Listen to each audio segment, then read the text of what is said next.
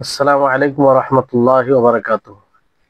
ইন্নাল হামদালিল্লাহ নাহমাদুহু ওয়া নাস্তাঈনুহু ওয়া নাস্তাগফির ওয়া নাউযু বিল্লাহি মিন শুরুরি আনফুসিনা ওয়া সাইয়্যাতি আমালিনা মান ইয়াহদিহিল্লাহু ফালা মুদিল্লা লাহু ওয়া মান ইউদ্লিলহু ফালা হাদিয়া লাহু ওয়া আশহাদু আন লা ইলাহা ইল্লাল্লাহু ওয়াহদাহু লা শারীকা লাহু ওয়া আশহাদু আন্না মুহাম্মাদান আবদুহু ওয়া রাসূলুহু।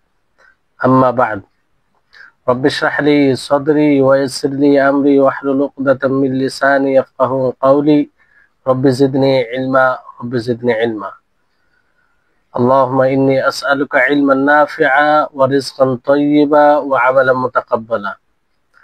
সম্মানিত আজকের ক্লাসে উপস্থিত সুপ্রিয় ভাই সকল, সম্মানিত বোন, প্রশংসা মাত্রই মহান করুণাময়ের জন্য, যিনি আমাদের সকলকে উসুলুল হাদিসের এই শেষ ক্লাসে উপস্থিত হওয়ার তৌফিক দিয়েছেন, যিনি আমাদেরকে শুরু থেকে শেষ ক্লাস পর্যন্ত শেষ প্রান্তে পৌঁছার তৌফিক দান করেছেন, যেটা তার তৌফিক ছাড়া সম্ভব নয়, তার অনুগ্রহ ছাড়া আর সম্ভব নয়। তারপরে আমাদের সকলের প্রাণ প্রিয় নবী করিম মুহাম্মদ মুস্তাফা সাল্লাল্লাহু আলাইহি ওয়াসাল্লাম, ওনার উপর অসংখ্য শান্তির ধারা বর্ষিত হোক। আল্লাহুম্মা সাল্লি আলাইহি আল্লাহুম্মা বারিক আলাইহি। আজকে যেহেতু শেষ ক্লাস, বেশ কয়েকটি বিষয় আছে, আর বিষয়গুলো প্রায় উন্মুক্ত বিষয়, মানে সকলকে জানা জরুরি, জানা দরকার। তো আর সব খুব গুরুত্বপূর্ণ বিষয় রয়েছে।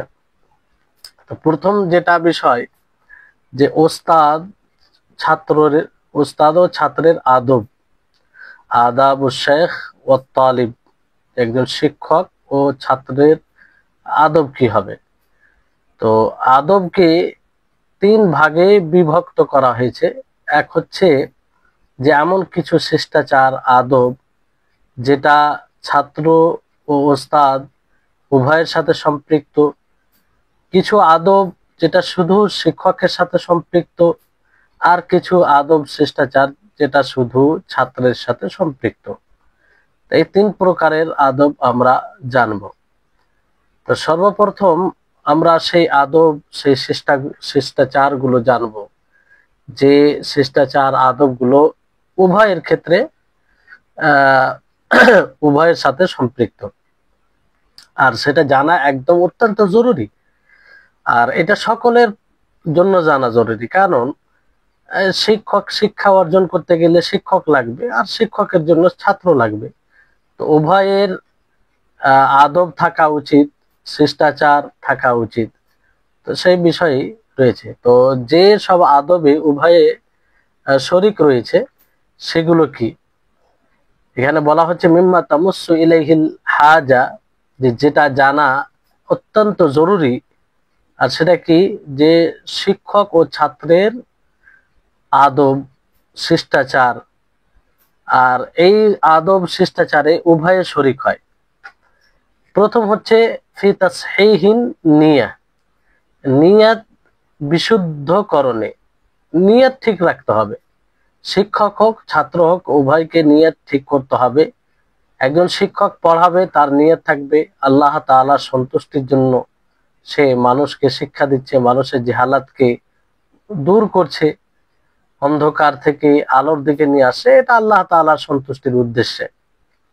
আর ছাত্রর এই নিয়ত থাকবে যে সে ইলম অর্জন করছে, যাতে সে নিজের মধ্যে যে জাহালাত, মূর্খতা আছে সেটা দূর করে, আর ইলম অনুযায়ী আমল করবে, এবং এই ইলম একমাত্র আল্লাহ তাবারক ওয়া তাআলার সন্তুষ্টির উদ্দেশ্যে। এইভাবে উভয়ে নিয়ত ঠিক করবে।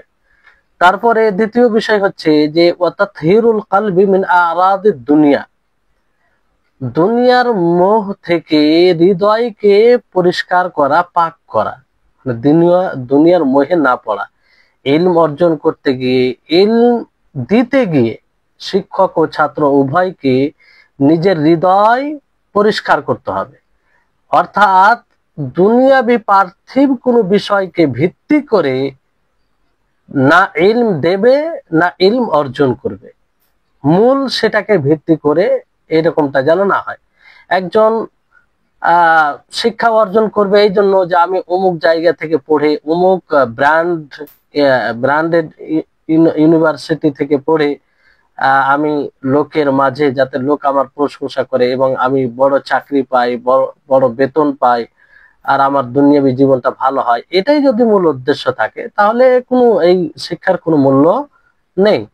অনুরূপভাবে কেউ যদি শিক্ষা দেয় এই জন্য যে আমি বড় একটা অঙ্কের পয়সা পাবো কিংবা অমুক জায়গায়, মূল এটাকে ভিত্তি করে নেই, তো তার কোনো মূল্য নেই। তবে সঠিক নিয়তে এই কাজ করতে গিয়ে যদি আসে সেটা কোনো সমস্যা নেই। তারপরে আপনার তৃতীয় বিষয় যে ইলম অনুযায়ী আমল করা। শুধু ইলম অর্জন করলে হবে না, ইলম অর্জন করার ফজিলত অনেক আছে, আর উদ্বুদ্ধ শরীয়তে বিপুল ভাবে করা হয়েছে।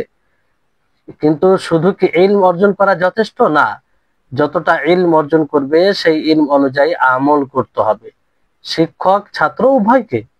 এমনটা নয় যে শুধু শিক্ষক আমল করবে, তা নয়, আর শুধু ছাত্র আমল করবে যে শিক্ষক ছাত্রকে উপদেশ দিয়ে যাচ্ছে আর সে নিজে আমল করে না, এরকমটা নয়, উভয়কে এটা মেনে চলতে হবে। তারপরে ওয়াবাদলুন নুসহি লিল মুসলিমিন, মুসলমানদের জন্য কল্যাণকামী হওয়া। এটা মুসলিম দরদি ভিতরে কাজ করবে, ইসলাম দরদি, যে মুসলিমদের এই অবস্থা, তাদেরকে কিভাবে কল্যাণমুখী করা যায়, তাদেরকে কিভাবে আখেরাতমুখী করা যায়, এই যে এরকম একটা চিন্তা ভাবনা চেতনা এবং তার উপরে ভিত্তি করে প্ল্যানিং করা, ছক করা, এটা থাকতে হবে। তো এটা এই সব কথাগুলো, এই চারটি কথা শিক্ষক ও ছাত্রদের উভয়ের জন্য। এবার আসুন যে কিছু আদব শিষ্টাচার রয়েছে যেটা শুধু শিক্ষকের সাথে সম্পৃক্ত, শিক্ষকের সাথে সম্পৃক্ত। সেটা কি, যে যখন কোনো শিক্ষক তাহদিসের মজলিসে তাহদিস মুহূর্তে হাদিস বর্ণনা করবে, বিশেষ করে এখানে মুহাদ্দিসিন দিকে ইঙ্গিত করে বলা হচ্ছে যে হাদিস যেখানে বর্ণনা করবে সেই জায়গায় যখন উপস্থিত হবে, তখন উপস্থিত যারা রয়েছে তাদের দিকে মনোযোগী হবে, তাদের মুখী হবে। আর সে মজলিস শুরু করবে কিংবা শেষ করবে আল্লাহ তাবারক ওয়া তাআলার প্রশংসায় এবং নবী করিম মুহাম্মদ সাল্লাল্লাহু আলাইহি সাল্লামের উপরে দরুদ পাঠ করে। তো এটা একটা বিষয় খেয়াল রাখতে হবে, কারণ হাদিস বর্ণনা করা মজলিস মানে সেটা বিরাট একটা মানে বড় মজলিস, সেখানে রাসূলের কথা বলা হয়। তো এই বিষয়টি খেয়াল রাখতে হবে। তৃতীয় বিষয় হচ্ছে, যদি কেউ হাদিস বর্ণনার সময়, হাদিস বলার সময় উঁচু আওয়াজ করে, তাহলে তাকে আওয়াজ নিচু করার আদেশ দিতে হবে। কারণ নবী সাল্লাল্লাহু আলাইহি সাল্লামের হাদিস বর্ণনার সময় আওয়াজ উঁচু করা তার জীবিত অবস্থায় তার উপস্থিতিতে আওয়াজ উঁচু করার সমতুল্য, পার্থক্য নেই। এখন নবী করিম মুহাম্মদ সাল্লাল্লাহু আলাইহি সাল্লাম তিনি জীবিত নেই, তো যদি তার হাদিস বর্ণনা করা হয় আর সেই হাদিস বর্ণনা করার সময় কেউ যদি আওয়াজ উঁচু করে, তাহলে এটাই মনে করা হবে যে সে নবীর জীবদ্দশায় তার সামনে আওয়াজ উঁচু করার মতো সে অন্যায় করলো, বেয়াদবি করলো। আর এই থেকে আল্লাহ তাবারক ওয়া তাআলা নিষেধ করেছেন, ইয়া আইয়ুহাল্লাযীনা আমানু লা তারফাউ আসওয়াতাকুম ফাওকা সাওতিন নবী, যে হে মুমিনগণ তোমরা নিজের কণ্ঠস্বরকে নবীর কণ্ঠস্বরের উপরে উঁচু করিও না। এখন তো নবী সাল্লাল্লাহু আলাইহি ওয়াসাল্লাম জীবিত নেই, তার মানে তার হাদিস এলে সেটাকে মেনে নেবে, সেখানে উঁচু আওয়াজ করবে না। তৃতীয় বিষয় হচ্ছে যে ওয়া আল্লা ইয়াকুমা লিআহাদিন আসনা আত-তাহদিস, যে হাদিস বর্ণনা করার সময় কেউ যেন না দাঁড়ায়, কেউ কথা না বলে, হ্যাঁ, আর কেউ তাড়াহুড়ো না করে, না রাস্তায় মানে বর্ণনা করে যেখানে সেখানে মানে কোনো নাই। প্রয়োজনে তো বর্ণনা করতে হবে, রাস্তায় কাউকে হাদিস বলার প্রয়োজন পড়লো তাকে বোঝানো, তো কোনো সমস্যা নেই। তো এই হাদিসের মানে বর্ণনা করতে গিয়েও তার মর্যাদা দিতে হবে। হাদিস বর্ণনা করছে, কোনো মেহমান এলো, হাদিস বর্ণনা করতে করতে হাদিস বলাকে স্তব্ধ করে দিল, তারপর তার জন্য দাঁড়িয়ে গেল কিংবা তার সাথে কথোপকথন করতে লাগলো। তো এটা ঠিক নয়, এটা বেয়াদবি রাসূলের হাদিস। রাসূলের হাদিস মানে কি, তাকে আনকমপ্লিট করে কি করে মানে অন্য মানুষের সাথে মনোযোগী হতে পারে? কারণ এটা হাদিসের মর্যাদার দাবি নয়।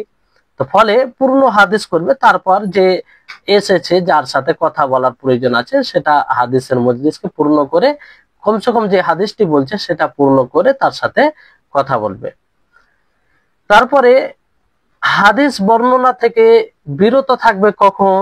যখন সে ভুলে যাওয়ার আশঙ্কা করবে, বয়স বেশি হওয়ার কারণে কিংবা ব্রেন বিকৃতি হওয়ার কারণে ব্রেন কাজ করছে না সে সময়, কিংবা অন্ধ, এরকম কোনো অসুবিধা থাকলে, যদি ভুলে যাবে এরকম আশঙ্কা থাকে, তাহলে সে হাদিস বর্ণনা থেকে বিরত থাকবে।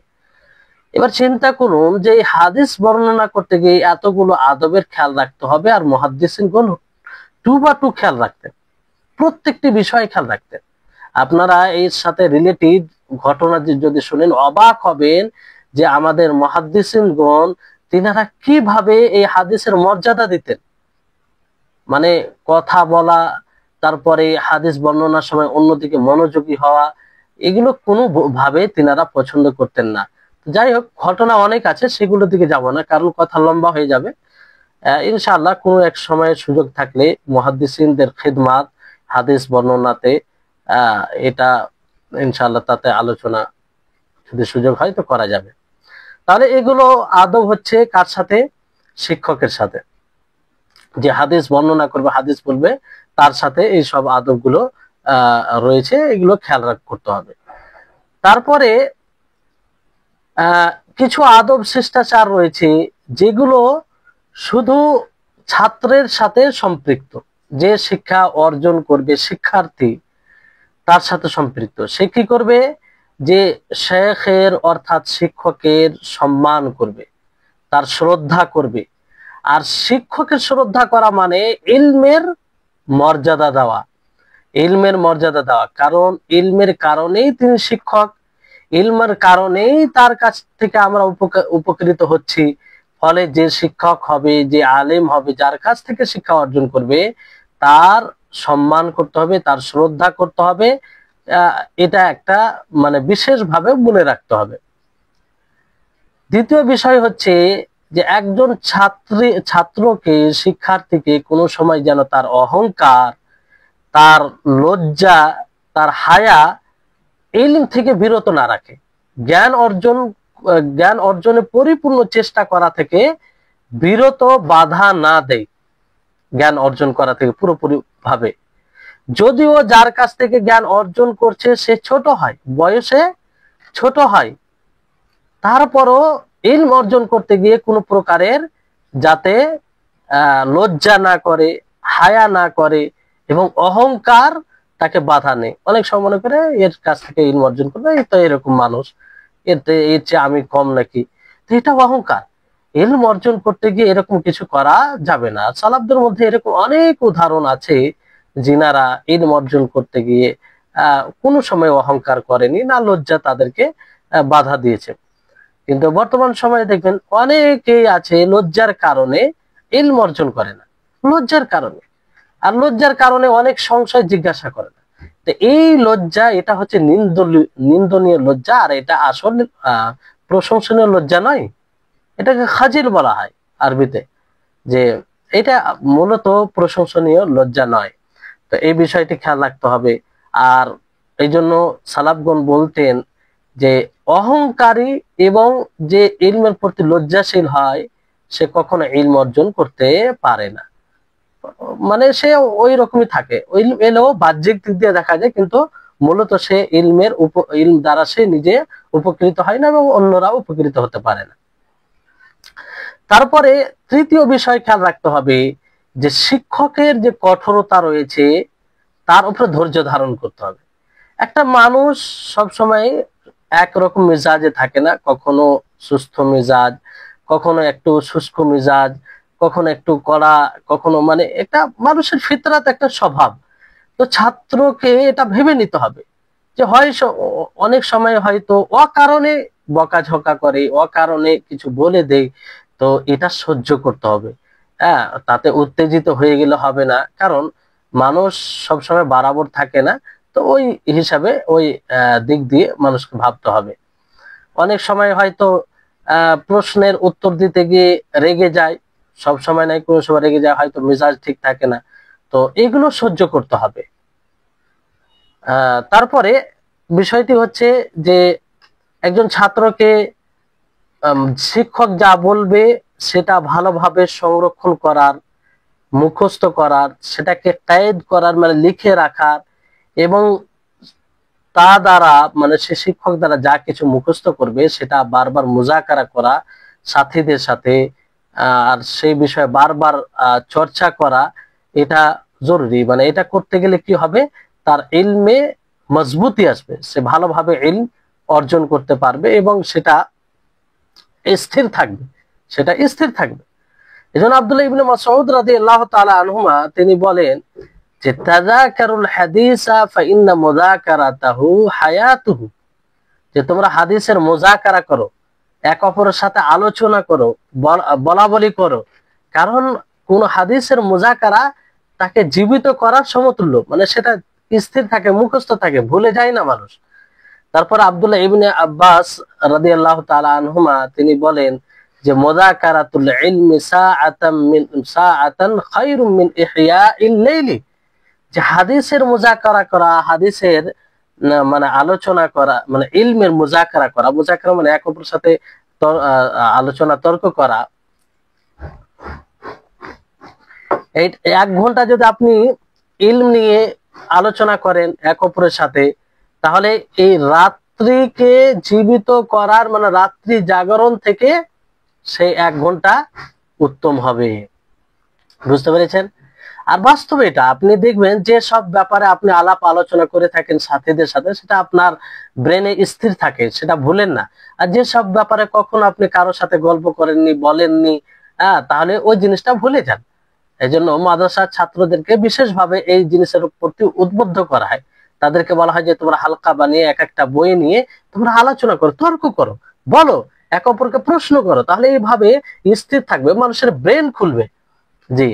তারপরে জুহরি তিনি বলেন যে আফাতুল ইলমি আন-নিসয়ান ওয়া কিল্লাতুল মুযাকারা, যে ইলমের মুসিবত হলো ভুলে যাওয়া এবং মুযাকারা কম করা। মুযাকারা মানে এক অপরের সাথে আলোচনা করা, তর্ক বিতর্ক করা, এটা একদম কমিয়ে দেওয়া, না করা, এটা ইলমের মুসিবত। কেন মুসিবত? যে এই কারণে মানুষ ইলম ভুলে যায়, ইলম আস্তে আস্তে ভুলে যায় এই কারণে। তো এটা একটা বিষয়। তারপরে 5 নম্বর যেটা বিষয় খেয়াল রাখতে হবে যে ওয়াইন ইয়াকুনা হিফযুহু লিল হাদিস বিতাদাররুজ শাইয়ান ফাশাইয়ান ফাফিস সাহিহাইন খুযু মিনাল আমালি মা তুতিকুন, যে তার স্মরণ হাদিসের হিফজ এটা মানে আস্তে আস্তে করবে, ছোট হাদিস তারপর বড় হাদিস, তারপর এইভাবে মানে ক্রমবারে হাদিসকে মুখস্থ করতে হবে, আস্তে আস্তে আস্তে আস্তে বড় যেতে হবে। ছোট ছোট হাদিসগুলো মুখস্থ করবে, কিংবা হাদিসের বইগুলো যেগুলো রয়েছে দেখেন যে আরবাইন আন-নওয়াবী আছে, সেটা আগে মুখস্থ করবে, তারপর তার একটু উঁচু গেলে আপনার বুলুগুল মারাম আছে, সেগুলো মুখস্থ করবে কিংবা পড়বে, তারপরে উপরে ধাপে ধাপে উপরে যাবে। এই জন্য বলা হয়েছে যে তোমরা সাধ্য অনুযায়ী আমল করো, সাধ্য অনুযায়ী আমলের দায়িত্ব নাও, সহিহ বুখারীতে রয়েছে। তাই হচ্ছে বিষয়। তারপরে 6 নম্বর বিষয় হচ্ছে যে ওয়াইন ইয়ামাল বিমা ইয়াসমাউ মিন আহাদিসিল ইবাদাত ওয়াল আদাব ফাযালিকা যাকাতুল হাদিস ওয়া সাবাবু হিফযিহি, যে যেটা শুনবে হাদিসের মধ্যে, হাদিস যেটা শুনবে সেটা ইবাদত সম্পর্কে হোক কিংবা আদব শিষ্টাচারের নিয়ে হোক, সেটার উপরে আমল করবে, সেটার উপরে কি করবে? আমল করবে। কারণ এটাই হচ্ছে হাদিসের যাকাত, হাদিসের যাকাত। আর সেই হাদিসকে মুখস্থ করার একটি অন্যতম মাধ্যম। কোনো মানুষ যদি আমল করে তাহলে এই আমলের মাধ্যমে সেই হাদিস মুখস্থ থাকবে, স্বাভাবিক সেটা মুখস্থ থাকবে, প্র্যাকটিক্যালি এটা হয়ে যাবে। তো মানে এটা বিষয় যে যখনই কোনো হাদিস শুনবে, সেটা ইবাদতে হোক, শিষ্টাচারে হোক কিংবা আর কিছুতে হোক, সেটা নিজের জীবনে বাস্তবায়ন করবে। ওয়াকিল রাহিমাহুল্লাহ তিনি বলেন যে ইদা আরাদতা আন তাহফাজাল হাদিস ফা'মাল বিহি, যে যখন তোমরা হাদিস মুখস্থ করার ইচ্ছা পোষণ করবে, তখন তোমরা তার উপরে আমল করবে। তাহলে হাদিস আপনি যদি চান যে আমি হাদিস মুখস্থ করব, তাহলে আপনি হাদিসের উপরে আমল করুন, তো স্বাভাবিক আপনার সেই হাদিসটি মুখস্থ থাকবে। ইমাম আহমদ রাহিমাহুল্লাহ তিনি বলেন যে মা কাতাবতু, দেখেন সালাফে সালেহিনদেরকে দেখেন, এখান থেকে একটা চিন্তা করুন, তিনারা ইলম অর্জন করার সাথে সাথে আমলের প্রতি কত আগ্রহী ছিলেন। ইমাম আহমদ রাহিমাহুল্লাহ তিনি বলেন যে মা কাতাবতু হাদিসান ইল্লা ওয়াকাদ আলিমতু বিহি হাত্তা মাররা বি আন্না নবী সাল্লাল্লাহু আলাইহি ওয়াসাল্লাম ইহতাজামা ওয়া আতা আবা তাইয়িবা দিনারান ফাহতাজামতু ওয়া আতাইতুল হাজ্জামা দিনার, যে আমি এমন কোন হাদিস লিখিনি যে হাদিসটা আমি জেনেছি আর সেটার উপর আমল করিনি, এরকম কোন হাদিস আমার এতে মানে যায়নি, জীবনে যায়নি। এমনকি তিনি উদাহরণ দিলেন যে নবী সাল্লাল্লাহু আলাইহি সাল্লাম এক জায়গা থেকে যান, তো ওখানে মানে সিঙ্গা লাগানো হয়, মানে সিঙ্গা বলা হয় যে রক্ত খারাপ ব্লাডটা, নষ্ট ব্লাডটা বের করা হয়। তো আল্লাহ নবী সিঙ্গা লাগানোর পরে তিনি আবু তাইয়িবাকে এক দিনার দেয়। তো এই আমলকে সামনে রেখে ইমাম আহমদ বিন হাম্বল রাহিমাহুল্লাহ তিনিও এক জায়গায় সিঙ্গা লাগালেন, তারপর যে সিঙ্গা লাগিয়েছেন তাকে এক দিনার দেয়, মানে যাতে ওই হাদিসের উপরে আমল হয়ে যায়। তো এই ছিলেন তিনারা, এই জন্য তিনাদের ইলমে বারাকা, তিনাদের ইলম জীবিত থাকবে যতদিন মানুষ আছে, নাম তাদের নিবে। ইমাম আহমদ রাহিমাহুল্লাহ তিনি বলেছেন, তিনারা একটা মুসনাদ আহমদ কিতাব রয়েছে, সবসময় ওনাদের নাম, তাদের জন্য তারা দোয়া পেতে আছেন। তো একটা হচ্ছে তাদের তাকওয়া এবং আমলের বারাকা। 7 নম্বর বিষয় হচ্ছে ওয়া আল্লাহ ইয়াকতাসির আলা সিমাইল হাদিসি ওয়া কাতবিহি দুনা মা'রিফাতিহি ওয়া ফাহমি, যে শুধু হাদিস শ্রবণের উপরে যথেষ্ট করলে হবে না, বরং হাদিস শ্রবণ ও লেখার উপরে যথেষ্ট করলে হবে না, বুঝতে হবে। মানে না বুঝলে তো কোনো লাভ নেই। সে হাদিসটির মর্ম কি, অর্থ কি, সে হাদিস থেকে কি বোঝা যায়, এটা বুঝতে হবে। একজন শিক্ষার্থীকে, ছাত্রকে এটা বোঝার চেষ্টা করতে হবে। 8 নম্বর বিষয় হচ্ছে যে একজন শিক্ষার্থী সব সময় সাহিহাইন, সহিহ বুখারী, সহিহ মুসলিমকে প্রাধান্য দিবে, তারপরে সুনানে আবু দাউদকে, তারপর সুনান তিরমিজিকে, তারপর সুনান নাসাইকে, তারপর ইবনে মাজাকে, তারপর সহিহ ইবনে খুজাইমা, তারপর সহিহ ইবনে হিব্বান, তারপর সুনান কুবরা আল বাইহাকি, তারপরে যেগুলো প্রয়োজন রয়েছে মাসানিদ, মুসনাদ আহমদ, যেমন জাওয়ামি, তারপরে হাদিসে যেগুলো আরো গ্রন্থ রয়েছে, সংকলিত বই রয়েছে সেগুলো। তো এই হচ্ছে বিষয়। তারপরে ইলালের মধ্যে যেমন ইমাম আহমদ বিন হাম্বল রাহিমাহুল্লাহর ইলাল, ইমাম দারাকুতনির ইলাল, ইবনে আবি হাতিমের ইলাল, তারপরে নামের ব্যাপারে কিছু লেখা হয়েছে, যে তারিখের ব্যাপারে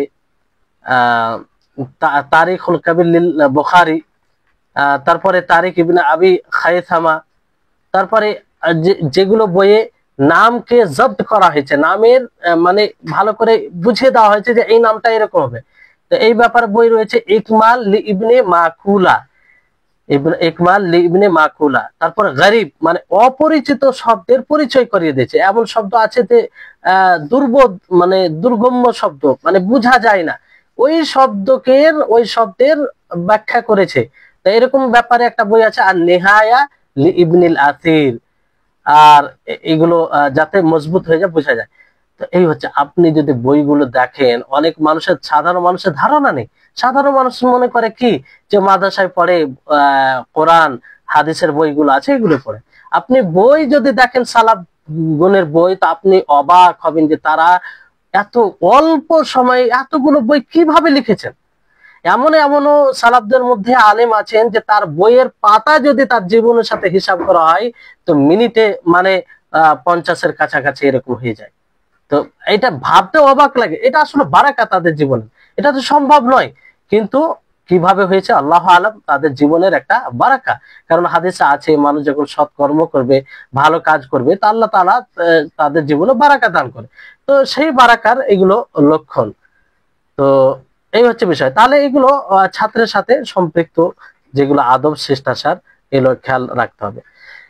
তাহলে এই বিষয়, তাহলে আমরা জানতে পারলাম যে ছাত্র এবং শিক্ষকের সাথে সম্পৃক্ত, উভয়ের সাথে সম্পৃক্ত শিষ্টাচার, শুধু শিক্ষকের সাথে, তারপরে শুধু ছাত্রের সাথে। এবার আসুন, যেটা এই বইয়ের শেষ আলোচনা, খুব গুরুত্বপূর্ণ, আর বর্তমান সময়ে এই বিষয়টিকে বোঝা সকলের জন্য জরুরি, যে সুন্নাহ হাদিস এটা হুজ্জত, এটা দলিল সমস্ত উম্মতের উপরে।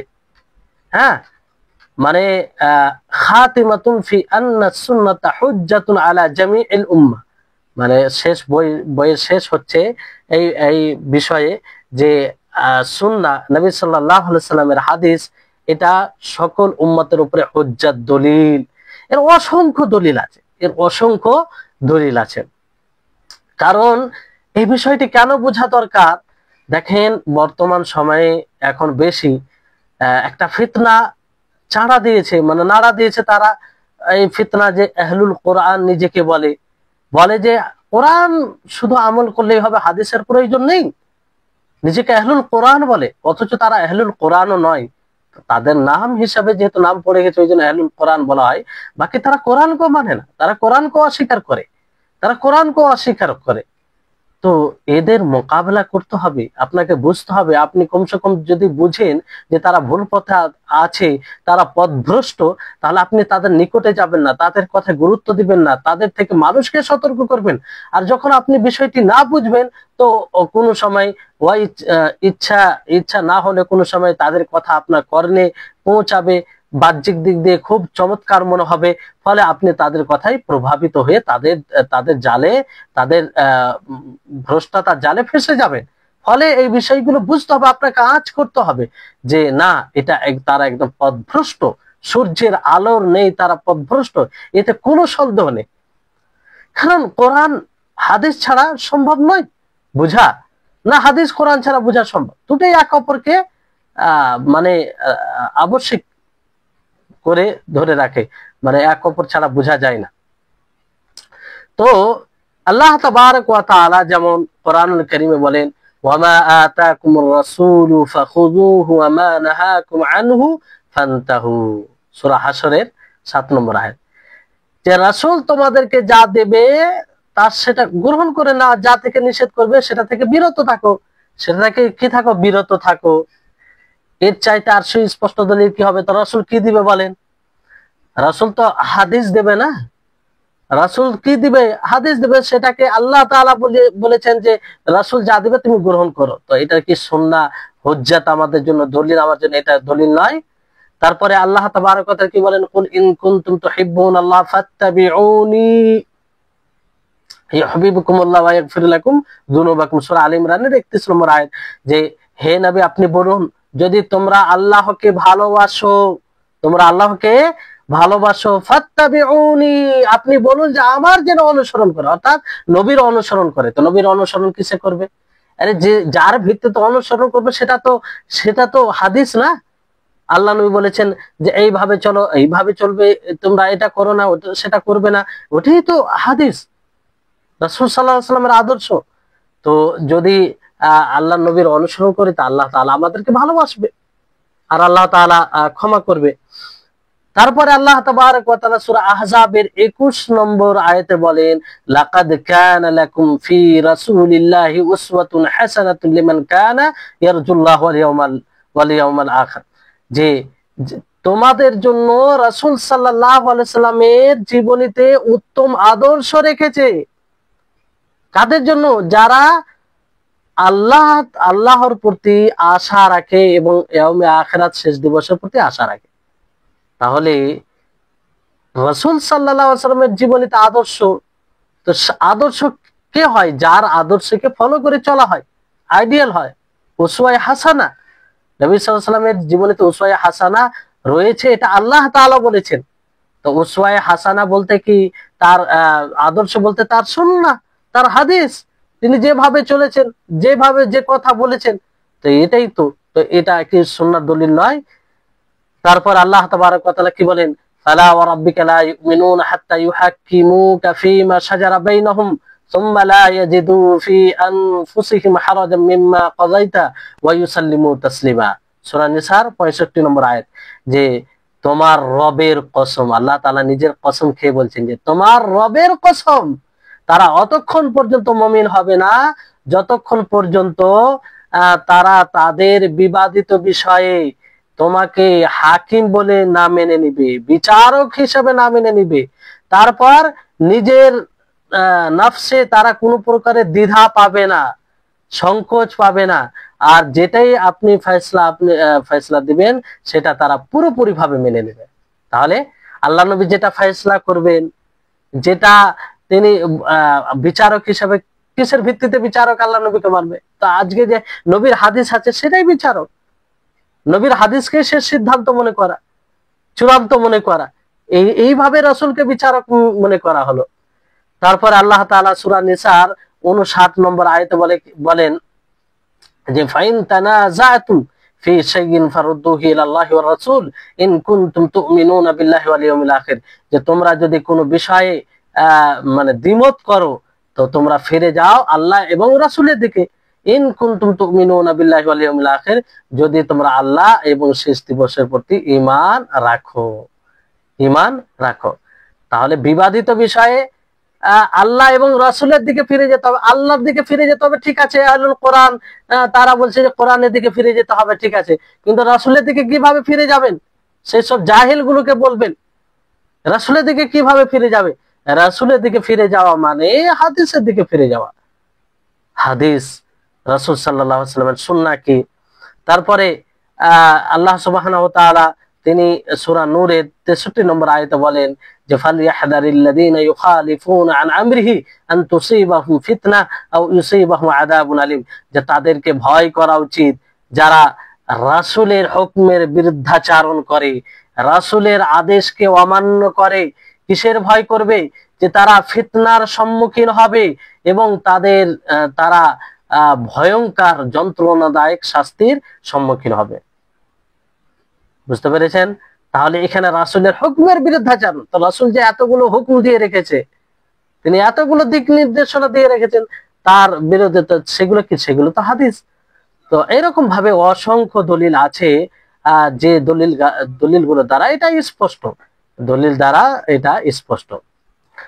তারপরে এই রাসূল সাল্লাল্লাহু আলাইহি সাল্লামের সুন্নাহ আইম্মায়ে আরবা, চার ইমামগণের নিকটে মানে দলিল, এবং সমস্ত ওলামায়ে রাব্বানীন, হকপন্থী ওলামাদের নিকটে দলিল, এবং তারা কখনো এটা অনুমতি দেয়নি যে রাসূলের কথার উপরে কারো কথাকে প্রাধান্য দিতে হবে, রাসূলের কথার উপরে কোনো মনীষীর উক্তিকে প্রাধান্য দিতে হবে, তারা কখনো অনুমতি দেয়নি।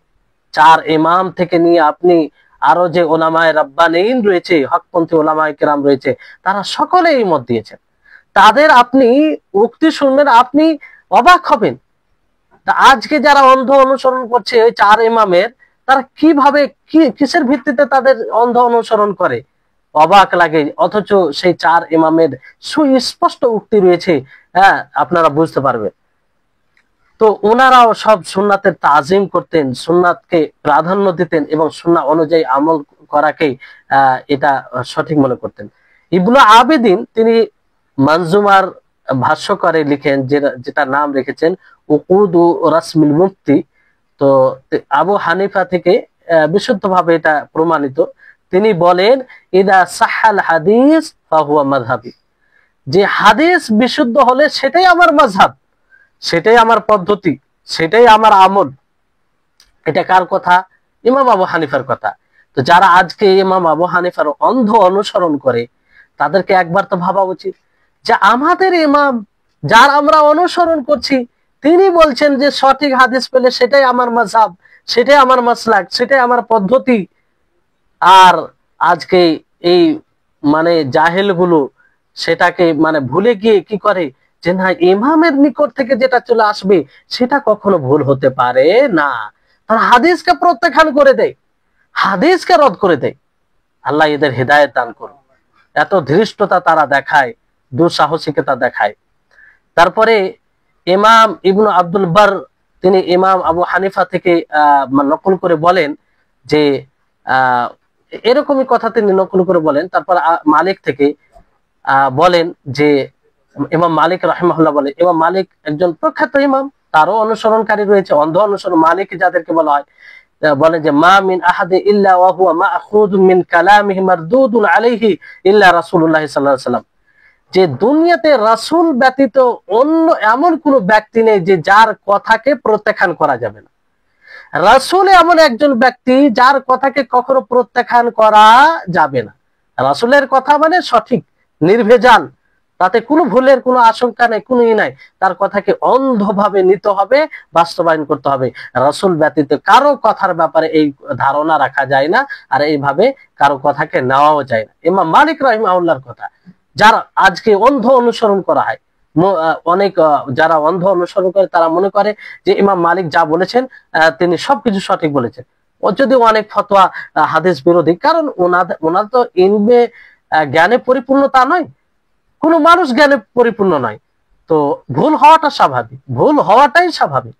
তারপরে ইমাম শাফি রাহিমাহুল্লাহ তিনি কি বলেন, ইদা সাহাল হাদিস ফাহুয়া মাযহাবি, ইনারও এই উক্তি ইমাম আবু হানিফার মতো যে বিশুদ্ধ হাদিসই আমার মাযহাব। তার মানে কি, উনি এই কথা দ্বারা, এই বাক্য দ্বারা এটা বুঝাতে চেয়েছে যে দেখো আমি যতগুলো ফতোয়া দিয়েছি আমার ফতোয়া ভুল হতে পারে, অতএব তোমাদের নিকটে যদি বিশুদ্ধ হাদিস চলে আসে আর স্পষ্ট হয় যে আমার ফতোয়া ভুল, তো আমার ফতোয়াকে ছুঁড়ে ফেলবে। আর এই ধরনের কথা ওনারা স্পষ্ট করে বলেছেন। যেমন তিনি বলেছেন এইভাবে যে রাআইতুম লাউ রাআইতুম কালামি ইউখালিফুল হাদিস ফা'মালু বিল হাদিস ওয়াদরিবু বিকালামিল হাইদ, যে যদি তোমরা আমার কথাকে দেখো, আমার ফতোয়াকে দেখো যে হাদিস বিরোধী, কি বিরোধী? হাদিস বিরোধী, তাহলে তোমরা হাদিসের উপরে আমল করবে এবং আমার কালামকে, আমার কথাকে, আমার উক্তিকে, আমার ফতোয়াকে দেওয়ালে ছুঁড়ে ফেলবে। এত স্পষ্ট ভাবে আর কে বলে বলেন তো? সেই ইমামের কথা, ইমাম শাফির কথা আজকে যার অন্ধ অনুসরণ করা হয়, সেই ইমামের বিরুদ্ধে একটা কথা শুনতে চায় না, বিরুদ্ধে তো নয়, হক কথা শুনতে চায় না। তো ওনাদের এই উক্তি, তো মূলত তাদের যদি ভালোভাবে শ্রদ্ধা রাখে, তারা তাদের কথা মানে, তো অন্ধ অনুসরণ করা মানে তাদের বিরোধিতা করা। তারা তো বলেছে যে আমার ফতোয়া, আমার কিছু ভুল হলে, হাদিস বিরোধী হলে হাদিসকে নেবে, আমার কথাকে ছুঁড়ে ফেলবে। তারপরে ইমাম শাফি রাহিমাহুল্লাহ আরো তিনি বলেন যে আজমা আল মুসলিমুনা আলা আন্না মান ইস্তাবানাত লাহু সুন্নাতু রাসূলিল্লাহ সাল্লাল্লাহু আলাইহি ওয়াসাল্লাম লাম ইয়াহিল লাহু আইয়াদা আহলি কাউলি আহাদ, যে সমস্ত মুসলিমগণ এই কথার উপরে সম্মতি দিয়েছে, এক হয়েছেন যে যার জন্য রাসূলের সুন্নাত স্পষ্ট হয়ে যাবে তার জন্য কারো কথাকে পরিহার করা জায়েজ, হালাল হবে না। মানে কারো কথার জন্য রাসূলের কথাকে পরিহার করা জায়েজ হবে না। আপনার নিকটে দেখেন, আপনি ধরেন 10 বছর থেকে একটা আমল করে আসছেন মাযহাবের অনুসরণ করে, এবার আপনার নিকটে স্পষ্ট হলো যে না হাদিস তার বিপরীত, তা আপনার জন্য জায়েজ নয় যে আপনি মাযহাবের অনুসরণ করবেন। আপনার জন্য জায়েজ নয় যে আপনি আপনার সমাজের অনুসরণ করবেন, হাদিসকে পরিহার করে, হাদিসকে উপেক্ষা করে, এটা কোনো মতে জায়েজ নয়। এই কথা সকল বলেছেন। আপনি যে ইমামের অনুসরণ করছেন সেই ইমামও বলেছেন, সেই ইমাম স্পষ্ট ভাবে বলেছেন। তো তাদের কমসে কম শ্রদ্ধা রাখেন, তাদেরকে যদি তাদের কথার মান রাখেন। তারপরে ইমাম আহমদ বিন হাম্বল রাহিমাহুল্লাহ তিনি বলেন কিছু সাথীগণকে যে লা তুকাল্লিদুনি, যে তোমরা আমার অন্ধ অনুসরণ করো না। এর চাইতে আর স্পষ্ট কি কথা হবে বলে? ওয়ালা তুকাল্লিদান্না মালিকান ওয়ালাল আউজাই ওয়ালান নাখি ওয়ালা গায়রাহুম, না তোমরা ইমাম মালিকের অন্ধ অনুসরণ করো, না ইমাম আউজাইয়ের অন্ধ অনুসরণ করো, না ইমাম নাখির অন্ধ অনুসরণ করো, ওয়ালা গায়রাহুম, না তাদের ছাড়া আর কারো অন্ধ অনুসরণ করো। খুদিল আহকাম মিন হাইতু আখাযু, তোমরা বিধান সেখান থেকে নাও যেখান থেকে তারা নিয়েছে, যেখান থেকে তারা নিয়েছে, মানে কোরআন ও হাদিস থেকে। তো বিষয়টি দেখেন কত এটা স্পষ্ট বিষয়। কিন্তু এই ওলামায়ে সু যারা, মানে পথভ্রষ্ট যারা আলেম, তারা মানুষকে কিভাবে গুমরাহ করে রেখেছে। যারা মাযহাবপন্থী আলেম তারা এইসব কথাগুলো ব্যক্ত করে না, কোনো সবাই মানুষের সামনে এই কথাগুলো তুলে ধরে না, তাদেরকে কোনো সবাই দেখবে না, কিংবা তুলে ধরলে অন্যরকম ভাবে তার অন্যরকম ব্যাখ্যা দেয়, যেটা একদম কোনো বিবেক সম্পন্ন লোক মানতেই পারে না। এই কথার আর কি তাবিল করবেন, আর কি ব্যাখ্যা দিবেন, যেটা স্পষ্ট কথা। তো এই হচ্ছে বিষয়। তো আরো তাদের উক্তি রয়েছে, যেমন ইমাম ওলিউল্লাহ আদ-দেহলভী রাহিমাহুল্লাহ তিনি বলেন নিজের কিতাব হুজ্জাতুল আল বালেগা, সেখানে আরো অনেক বিষয়ের এই ব্যাপারে বলা হয়েছে। তিনি বলেন যে লাম ইয়াকুনিন নাসু মুজতামিঈন আলা তাকলিদিল খালিস লিমাযহাবি ইমামিন বিআইনিহি, যে মানুষ প্রথমে খালিস কোন মাযহাবের নির্ধারিত অন্ধভাবে অনুসরণ করত না, আর না কোনো তারই আহকাম বিধানকে মানত, এরকম ছিল না। কিন্তু যখন চতুর্থ মানে 400 হিজরি হলো, মানে 4 শতাব্দী হিজরি হলো, মানে প্রায় 400 বছর পরে, 400 বছর পরে তখন মানুষ মানে এই 400 বছর তার আগে তো ভালো ভালো জামানা সময় পার হয়ে গেছে, তো মানুষ দায়ে বায়ে ছড়াতে শুরু করলো, আর মানুষ অন্ধ অনুসরণ করতে শুরু করলো, অন্ধ অনুসরণ করতে শুরু করলো। আর এমন ভাবে অন্ধ অনুসরণ এটা অনুপ্রবেশ করতে লাগলো, যেমন পিপিলিকা নিঃশব্দে প্রবেশ করে ওইভাবে প্রবেশ করতে লাগলো, তারা বুঝতেই পারলো না। ফলে এইভাবে তাকলিদের বিষয়টি ছড়িয়ে পড়লো। এই জন্য শেখ ইজ্জুদ্দিন বিন আব্দুস সালাম থেকে নকল করে তিনি বলেন যে সবচেয়ে বড় আশ্চর্যের বিষয় হলো এটা, যে যেসব ফকিহগণের তাকলিদ করা হয়, অন্ধ অনুসরণ করা হয়, তাদেরকে তাদের দুর্বলতা জানার পরেও তারা অন্ধ অনুসরণ করে, মানে কোনো প্রতিরোধ নেই। মানে অনেক সময় ইমামের ফতোয়া হাদিস বিরোধী দেখার পরেও তারা সেটাকে ছাড়ে না, অথচ কোরআন ও হাদিস সাক্ষী দেয় যে না, এই ফতোয়াটা সঠিক নয়, এবং কিয়াস অনুযায়ী এটা বোঝা যায়। তারপরে এত অন্ধ অনুসরণে তারা লেগে যায় যে সেটাকে ছাড়তে চায় না, আর কোরআন হাদিসের প্রতিরোধ করে। কত বড় মানে দুঃসাহসিকতার জায়গায় পৌঁছে যায় তারা, যে কোরআন হাদিসের প্রতিরোধ করে নিজের মাযহাবকে টিকিয়ে রাখার জন্য, নিজের ইমামের কথাকে মানে করার জন্য বাতিল ভাবে তাবিল করে, তার ব্যাখ্যা দেয়। এই হচ্ছে মানুষের অবস্থা এই ক্ষেত্রে। এই জন্য ইজ রাহিমাহুল্লাহ তিনি বলেন যে মানুষ প্রথমে জিজ্ঞাসা করতো না কোনো নির্ধারিত মাযহাবের ব্যাপারে, আর না প্রশ্নকারী এইভাবে কেউ প্রশ্ন করত। কিন্তু যখন এই সব মাযহাবের আবির্ভাব ঘটলো, এগুলো তো পূর্বে ছিল না, তো যারা বলে যে না এটা তো আগে থেকে আসে, তো মাযহাব বলতে 400 বছর পরে এগুলো শুরু হয়েছে। তো মানে প্রথমে মানুষ প্রশ্ন করত, প্রশ্নকারী ওইভাবে জিজ্ঞাসা করতো না, যে উত্তর দিত সেও ওইভাবে উত্তর দিত না, কারণ কোরআন হাদিস আসল মূল বিষয় ছিল। কিন্তু যখন মানুষ কোন ইমামের অনুসরণ করতে লাগলো অন্ধভাবে, তার মাযহাব তার ইমাম দলিল থেকে দূরে থাকার পরেও তো এমন ভাবে মানতে আরম্ভ করলো যে মনে হতো যে নবীকে পাঠানো হয়েছে। তো এইভাবে তারা প্রাধান্য দিত নিজের ইমামকে এইভাবে তারা প্রাধান্য দিত, অথচ হক থেকে অনেক দূরে ছিল। ইমাম ইবনুল কাইয়িম রাহিমাহুল্লাহ তিনি ইলামুল মুওয়াক্কিঈনে বলেন যে অনেক মানুষকে আপনি দেখেন তাদের বাস্তবতা আপনি মিলিয়ে নেবেন, মিলাতে পারবেন, আপনি সচক্ষে দেখবেন এগুলো। ইমাম ইবনুল কাইয়িম রাহিমাহুল্লাহ তিনি বলেন যে অনেক মানুষকে আপনি দেখবেন যখন হাদিস আসে, আর এমন হাদিস তারা পায় যে হাদিসটা তাদের যার অন্ধ অনুসরণ করে তার কথার সাথে খাপ খায়, আর ওই হাদিসের বর্ণনাকারীর কথা কিন্তু তার বিরুদ্ধে। তখন তারা কি বলে যে তিনি যেটা রিওয়ায়াত করেছেন সেটা আমাদের জন্য দলিল, আর তিনি যেটা ফতোয়া দিয়েছেন সেটা আমাদের দলিল নয়। কেন? তাদের মানে বিরুদ্ধে যাচ্ছে সেই। আবার ফের যখন কোন বর্ণনাকারীর মত উক্তি আসবে, তাদের মানে যার অনুসরিত ব্যক্তি যার অন্ধ অনুসরণ করে তার কথা অনুযায়ী আসবে, আর হাদিস তার বিপরীত হবে, তখন তারা কি বলবে যে বর্ণনাকারী হয়তো নিজের রিওয়ায়াতের বিরোধিতা করেছে, অবশ্যই তার কাছে অন্য কোন রিওয়ায়াত সঠিক রিওয়ায়াত আছে, সঠিক হাদিস আছে, ফলে এই হাদিসটি রহিত হয়ে গেছে। দেখেন নিজের মাযহাবকে বাঁচার জন্য হাদিসকে এদিক ওদিক করে তারা, এটাই করে। এই জন্য অনেক বিশ্বাস করবেন না যারা পড়েছে তারা এইভাবে বলে। আমি মানে কতজন তাদের সরাসরি তাদের মুখ থেকে শুনেছি যে হাদিস পড়াতে অনেক সময় হাদিস আসে যেটা তাদের মাযহাব বিরোধী, মানে তাদের মাযহাবে মানে আমল করা হয় না, তো বলে কি মানে শিক্ষক যে পড়ায় সে বলে যে দেখো হাদিসে তো এরকম আছে, কিন্তু আমাদের মাযহাবে এরকম আমল হয়, ফলে এই আমলটাই সঠিক, মাযহাবে যেটা আমল আছে সেটা করবে।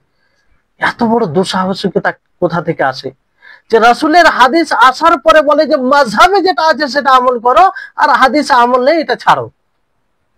এটা কি হাদিসের মর্যাদা? এটা কি মানে রাসূলের হাদিসের উপরে, রাসূলের কথার উপরে অন্য কথাকে প্রাধান্য দেওয়া নয়, যা থেকে আল্লাহ তাআলা সরাসরি নিষেধ করেছেন, ইয়া আইয়ুহাল্লাযীনা আমানু লা তুকদ্দিমু বাইনা ইয়াদাইল্লাহি ওয়া রাসূলি, যে তোমরা আল্লাহ এবং তার রাসূলের আগে কোনো জিনিসকে বাড়ায়ো না। তো এই হচ্ছে বিষয়ে মানে মানে অন্ধ অনুসরণের জালে এমন ভাবে ফেসে গিয়েছে তারা যে এটা বুঝতেই পারে না যে কত বড় অন্যায় করছে, কত বড় তারা অন্যায় করছে। এমনকি তারা বলে যে যদি মানে তার কাছে বিশুদ্ধ হাদিস না থাকে, তারপরও মানে তার বিরুদ্ধে রিওয়ায়াত বলে, তাহলে সে তো তার আদালত ঠিক থাকবে না। এইভাবে তারা তাবিল করে আর কি, মানে যখন যখন যেটা তাদের সমর্থনে আসবে সেটাকে স্বীকার করবে, আর সেটাকে সাব্যস্ত করার জন্য হাদিসের ভুল ব্যাখ্যা দিতে হয় ভুল ব্যাখ্যা দিবে, হাদিসের অপব্যাখ্যা দিতে হয় অপব্যাখ্যা দিবে। তারা, তাদের হচ্ছে এটা নীতি, তাদের এটা নীতি। তারপরে বলা হচ্ছে যে আসলে আমরা আমরা মানে ইমাম ইবনুল কাইয়িম রাহিমাহুল্লাহ তিনি বলেন যে আমরা যা দ্বারা মানে যে দলিল দ্বারা আল্লাহ তাআলার আনুগত্য করি, সেটার বাইরে আমাদের কোনো সুযোগ নেই, বাইরে কোনো যেটা দ্বারা অনুগত্য করি সেটাকে মানতে হবে, অর্থাৎ রাসূল সাল্লাল্লাহু আলাইহি ওয়াসাল্লামের সুন্নাহ যখন চলে আসবে সেটাকে প্রাধান্য দিতে হবে। তো বিশুদ্ধ হাদিস চলে এলে সেই হাদিসকে অতক্ষণ পর্যন্ত আমরা রহিতকারী মানতে পারি না যতক্ষণ পর্যন্ত আরেকটি বিশুদ্ধ হাদিস দ্বারা এটা স্পষ্ট না হবে যে আরেকটি যেটা হাদিস আছে ওটা বাতিল হয়ে গেছে, তাছাড়া আমরা বলতে পারি না। তো এরকম যদি প্রমাণ না থাকে, তো বিশুদ্ধ হাদিস আসা মানে সকল উম্মতের উপরে তার উপরে আমল করা জরুরি, আমল করা জরুরি, এতে কোনো সন্দেহ নেই, কারোর জন্য ছাড় নেই, সকলকে আমল করতে হবে। যদি ওই হাদিস প্রখ্যাত ওলামাগণের বিরুদ্ধে যায়, যদি ওই হাদিস প্রখ্যাত ইমামগণের বিরুদ্ধে যায়, যদি ওই হাদিস সমস্ত সাহাবায়ে কেরামের বিরুদ্ধে যায়, যদিও এটা হবে না, যদিও এটা হবে না, কারণ বিশুদ্ধ হাদিস থাকবে আর সাহাবায়ে কেরাম সকলের বিরুদ্ধে যাবে, এটা কোনোদিন এরকম কোনো উদাহরণ নেই। তো তারপরে একটা কথার কথা মানে তাকিদ দিয়ে বলা হচ্ছে যে বিশুদ্ধ হাদিস প্রমাণ হওয়ার পরে কারো কথা মানা যাবে না, কোনো মতেই মানা যাবে না। আপনি কি করে একটা মাযহাবকে ভিত্তি করে বলেন যে মাযহাবে এটা চলে, এটা আমল করতে হবে, হাদিসকে ছেড়ে দিতে হবে? তো এটা মানে জেহালাত এবং অজ্ঞতার পরিচয়, এবং একরকম মানে অন্ধ অনুসরণের জালে এতটা আবদ্ধ হয়ে যাওয়া যে কিছুই তারা বুঝতে পারে না।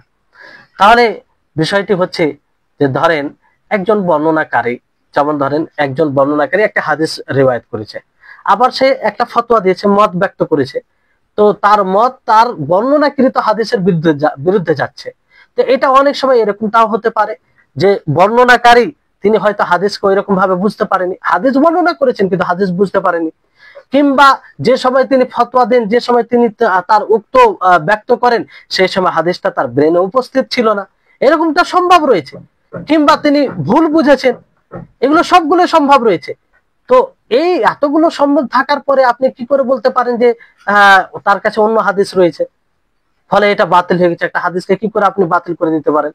একটা হাদিসকে প্রাধান্য দিতে হবে রাবীর ফতোয়ার উপরে, কারণ হাদিস হচ্ছে রাসূলের, আর ফতোয়া হচ্ছে তার ব্যক্তিগত, সে নিজের ফতোয়াতে ভুল করতে পারে, যেগুলো আশঙ্কা মানে মানে বলা হলো আপনাদেরকে। তাহলে এই বিষয়গুলো খেয়াল মানে বুঝতে গেলে খুব সহজ বিষয়।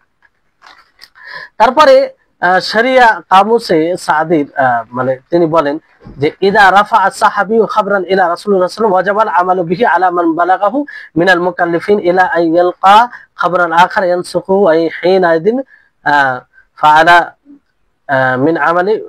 মিন আমালি বিল খাবারিল আউয়াল আর রুজু ইলা সানি ওয়া তারকিল আমাল বিল আউয়াল। এখানে বলা হয়েছে যে যখন সাহাবী কোনো মারফু ভাবে বর্ণনা করবে, মানে রাসূল পর্যন্ত পৌঁছে দিবে, তখন তার উপরে আমল করা জরুরি, যার নিকটে পৌঁছাবে, উম্মতের মধ্যে যার নিকটে পৌঁছাবে তার নিকটে আমল করা জরুরি। আর ওটা অতক্ষণ পর্যন্ত মানসুখ হবে না যতক্ষণ পর্যন্ত মানসুখ হওয়ার অন্য কোনো দলিল না পাওয়া যাবে, অন্য দলিল না পাওয়া যাবে। জি, তাহলে এই হচ্ছে বিষয়, যে হাদিস বিশুদ্ধভাবে প্রমাণ হয়ে গেলে সেটার উপর আমল করা ছাড়া কোনো উপায় নেই।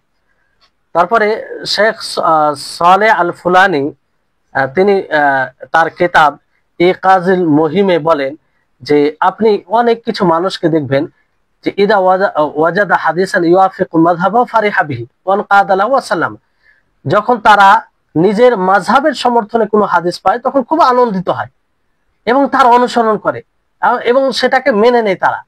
ওয়াইন ওয়াজাদা হাদিসান সাহিহান সালিমান মিনাল মুআরাদাতি ওয়ান নাসখি মুআইয়িদান লিমাযহাবি গায়রি ইমামিহি, আর যখন তারা এমন হাদিসকে পায় যেটা বিশুদ্ধ হাদিস, কোন রকম অভিযোগ নেই সেই হাদিসে, আর কোন রকম নাসখ রহিত হওয়ার কোনো বিষয় নেই, কিন্তু সেই হাদিসটা তাদের এই মাযহাবের সমর্থনে নয়, তাদের মাযহাবের সমর্থনে নয়, তখন কি করে মানে সম্ভাবনার দরজা খুলে দেয় যে না এই হাদিস দ্বারা এটা সম্ভব না হতে পারে, এটা হতে পারে, ওইটা হতে পারে, বুঝলেন? এরকম ভাবে তারা তাবিল করে, অথচ এখানে তাবিলের কোনো বিষয় নেই। কিন্তু ওই হাদিস যদি তাদের মাযহাবের সমর্থনে থাকতো তাহলে কি করতো, যে না এই হাদিস তো সঠিক, তখন খুশি, তারা আনন্দিত। কিন্তু তাদের মাযহাবের বিরুদ্ধে যাওয়ার কারণে তখন ইহতেমালাত মানে সম্ভাবনার দরজা উন্মুক্ত করে দেয় আর বলে যে না এই হাদিস থেকে এটা হতে পারে, এটা হতে পারে, এটা হতে পারে, এই হতে পারে, ওই হতে পারে, আর হাদিসের মূল অর্থ যেটা সেটাকে তারা বিলুপ্ত করে দেয়। এই হচ্ছে তাদের অবস্থা, তাদের এই অবস্থা। তারপরে আরো কিছু তাদের ব্যাপারে এরকম বলা হয়েছে যে মানে তারা এমন কি, তারা যখন নিজে কিতাবের ভাষ্যকার লিখে তখন হাদিসের শব্দকে পর্যন্ত পরিবর্তন করে দেয় নিজের মাযহাবের অন্ধ অনুসরণের কারণে, যে এই বিষয়টা আমাদের মাযহাবের বিরুদ্ধে যাচ্ছে, তো হাদিসের শব্দকে পর্যন্ত পরিবর্তন করে দেয়, হাদিসের শব্দকে পরিবর্তন করে দেয়। কিংবা যদি সেটা না পারে তখন কি বলে যে ও বিনা দলিলে দাবি করে দেয় যে এটা বাতিল, এটা নাসিখ। তো নাসিক কখন হবে? দলিল ছাড়া নাসিক হয়ে যাবে যতক্ষণ পর্যন্ত অন্য কোনো দলিল দ্বারা সাব্যস্ত না হবে যে এটা নাসিখ, পূর্বের হাদিস মানসুখ। আর নাসিক মানসুখ হওয়ার কারণগুলি আপনাদেরকে বলেছি কি কি উপায় হয়। তো ওই সব বিষয়, কোনো বিষয় যতক্ষণ না পাওয়া যাবে ততক্ষণ আপনি কোনো হাদিসকে নাসিক বলতে পারেন। আপনি কে কোনো হাদিসকে নাসিক বলবেন, রহিতকারী বলবেন? ও কারণে ও দলিলে আপনার মাযহাবের সমর্থনে না থাকার কারণে, এটা তো ধৃষ্টতা হাদিসের উপরে। তারপরে হয়তো বিতর্ক শুরু করবে, আমল করবে না। এই হচ্ছে তাদের মানে দুর্বল মানসিকতার পরিচয় তাদের। এটা থেকেও যদি তারা সক্ষম না হয় তো কি করবে? বলবে যে দাবি করবে যে তাদের ইমাম সমস্ত রিওয়ায়াতের উপরে জানতেন, সমস্ত রিওয়ায়াতকে জানতেন, এই হাদিসও ছুটেনি, কিন্তু এই হাদিসকে ছাড়ার একমাত্র কারণ হলো ইমামের যে এই হাদিসে কোনো তান আছে, কোনো দোষ আছে, ত্রুটি আছে। দেখেন কিভাবে তারা কথা বলে, মানে ইমামকে এমন স্থানে পৌঁছে যায় যে মনে হচ্ছে মাসুম আনিল খাতা, তার দ্বারা ভুল হতে পারে। দেখেন যে ইমামের কথাকে সাব্যস্ত করার জন্য বলে যে সব যখন নাসিক বলার সুযোগ পেল না কিংবা পরিবর্তন করার সুযোগ পেল না, তখন কি বলে যে হয়তো ইমাম তো জানে, এইসব হাদিসের ব্যাপারও জানে না, জানে কিন্তু ছেড়ে দিয়েছে কারণ এই হাদিসে কোনো ত্রুটি হতে পারে। কি হতে পারে? ত্রুটি হতে পারে। তখন এইভাবে হাদিসটিকে শেষ পর্যন্ত তারা পরিহার করে দেয়, মানে ছেড়ে দেয়, আর ইমামের কথাকে তারা এইভাবে নিয়ে নেয়। তো এই হচ্ছে তারা মানুষে মানে এমন ভাবে হাদিসের সাথে আচরণ করে যে হাদিসকে মানে মান বানায়, ভিত্তি বানায়, ইমামের মাযহাব হাদিসকে নিচে করে দেয়। নাউজুবিল্লাহ। আল্লাহ তাআলা তাদেরকে হেদায়েত দান করুন। কিন্তু তারা যদিও বাস্তবে মুখ দিয়ে তো বলবে না কখনো এই কথা, কিন্তু তাদের আমল, তাদের ব্যবহার, তাদের মানে আচরণ এটাই বলে। তাদের মাযহাব হচ্ছে সর্বোচ্চ স্তরে আর হাদিস হচ্ছে নিচে। কিন্তু এটা কত বড় অন্যায়, এটা কত বড় অন্যায়। তারপরে এমনও আপনি বই পাবেন যে যখন আপনি মাশহুর মাযহাবের মধ্যে কোনো বই দেখবেন, মানে আপনি যখন কোনো মাযহাব তাদেরকে নসিহা করবেন, মানে উপদেশ দিবেন, কিংবা তাকলিদের নিন্দা করবেন, অন্ধ অনুসরণে, কিংবা কারো মতকে প্রাধান্য দেওয়ার নিন্দা করবেন, তখন তারা আপনার ব্যাপারে বিভিন্ন রকমের মন্তব্য দিতে শুরু করবে আর আপনার নিন্দা করতে লাগবে। আর আপনি যদি লিখিত আকারে বলেন তো আপনার লেখাকে তারা পরিহার করবে, আপনার লেখাকে তারা কি করবে, পরিহার করবে। তারপরে আরো বলেন, এখানে বইয়ে রয়েছে যে শেখ মোহাম্মদ হায়াত আসিন্দি রাহিমাহুল্লাহ থেকে তিনি নকল করেন, ফুলানি বলে একজন, যে দেখেন এটা খুব গুরুত্বপূর্ণ পয়েন্ট, ভালো করে শুনবেন, এটা খুব গুরুত্বপূর্ণ পয়েন্ট।